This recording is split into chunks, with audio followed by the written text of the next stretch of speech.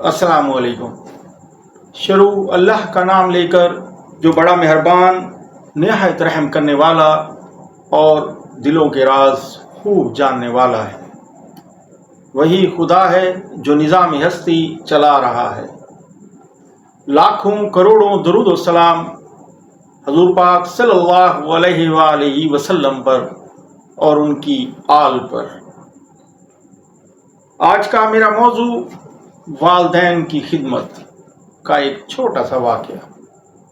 इससे पहले कि मैं अपना टॉपिक शुरू करूं, आपसे इल्तमास है कि मेरे चैनल को सब्सक्राइब करें, वीडियो को शेयर करें, लाइक करें और कमेंट्स लाजमी दें ताकि मैं इसमें बेहतरी ला सकूं, और बेल आइकॉन का बटन लाजमी प्रेस करें ताकि मेरी ये काविश आप तक बर वक्त पहुँच सके।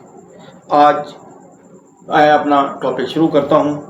तुर्की में एक नौजवान ने अपनी पहली तनख्वाह मिलने की खुशी में अपने बूढ़े माँ बाप के मना करने के बावजूद अपनी खुशी के खातिर उन्हें शहर के सबसे बड़े होटल में खाने पर ले गया।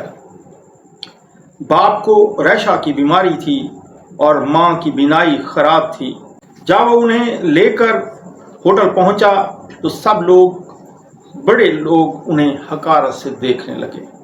नौजवान माँ बाप के दरमियान बैठ गया और दोनों को अपने हाथों से निवाले बनाकर खिलाने लगा।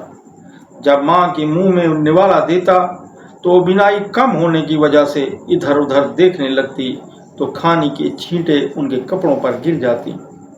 इस तरह बाप को खिलाते वक्त रेशे की वजह से ऐसा ही होता। ये सब देखकर लोग बातें बनाने लगे। तमीज़ नहीं है, इतने बड़े होटल में आ गए हैं, लेकिन नौजवान खामोशी से मुस्कुराते हुए खाना खिलाने में मसरूफ़ रहा।